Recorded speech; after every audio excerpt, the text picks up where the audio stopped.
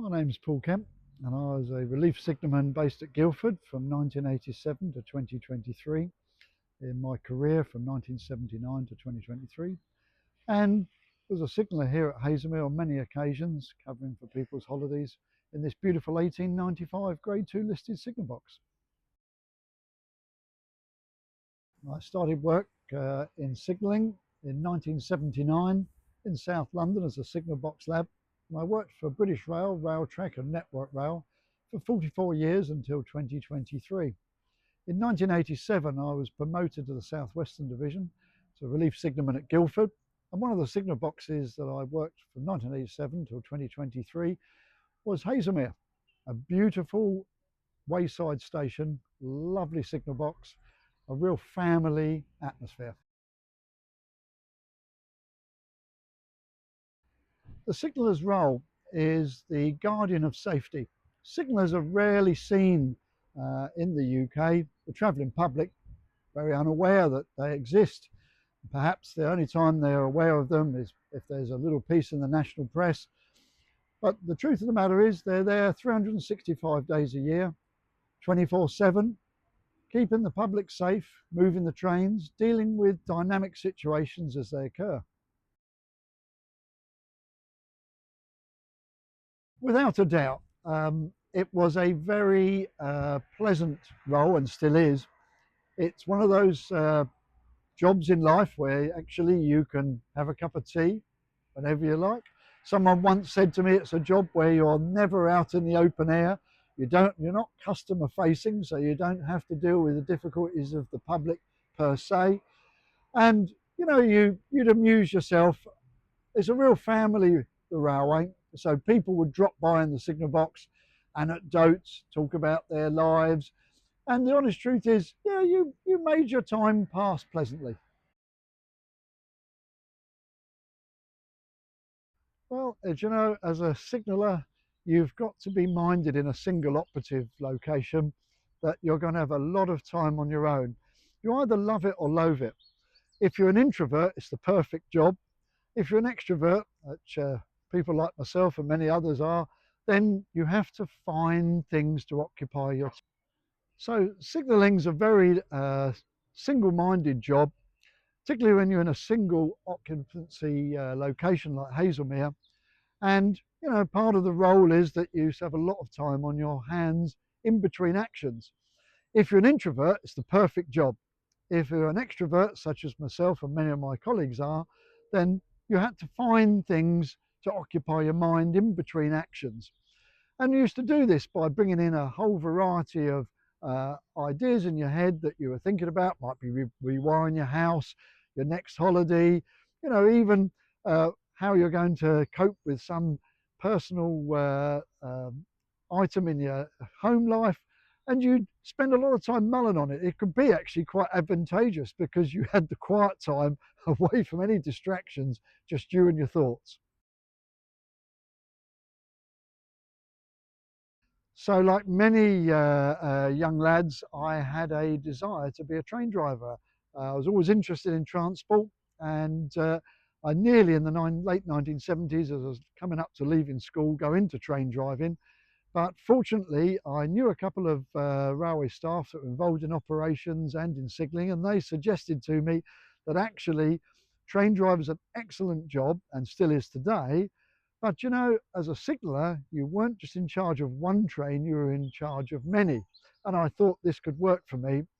I made the right career decision and spent 44 lovely years very gently in carpet slippers, metaphorically with a cigarette, although I didn't smoke, a cup of tea in my hand, being a guardian of safety. And I'm really glad actually I took that opportunity to go into signalling and listen to those voices. Like any job that's involved with safety and operations, it has its moments. And whatever the situation that would come to you, sometimes via a train driver, the police, control, public phone, you had to be ready to deal with it and remain calm and collected. Very similar to air traffic control pilot. The worst thing you can do as a signaller is in any shape or form lose calm, controlled methodology. One particular memorable with a touch of humour incident was about the late 1980s.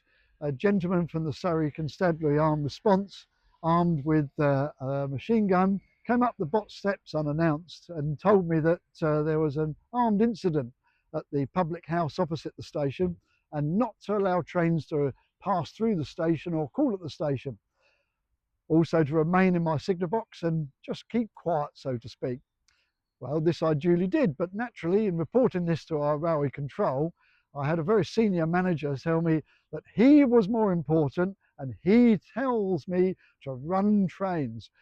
Well, I thought to myself, I need to put the two parties together. So, leaving the receiver on the side, went and found one of the constables who came up the signal box and, in no uncertain terms, told the senior manager that the police have the last word in this. There are no trains to be moved until they're ready and the armed incident has ended. And so, certainly, we had our fair share and still continue to have a fair share of incidents that occur on the railways. Naturally, you had to be ready for that. That was your role as guardian of safety.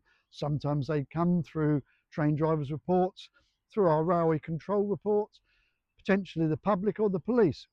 And the thing to do was always remain calm and collected, rather like air traffic controller pilot. If you allowed yourself to lose control of the situation, then you became a casualty as well as not being able to help the incident. So in my private time, it's been a lovely, lovely professional life. But in my private time, like a lot of professional railwaymen, you find that you are involved in something completely away from the side of line that you work in. And for myself, it's been in heritage, very much in road steam, heritage vehicles, both military and in public transport, and thoroughly enjoyed it. There's a crossover there, moving the millions every day and equally looking back in the past.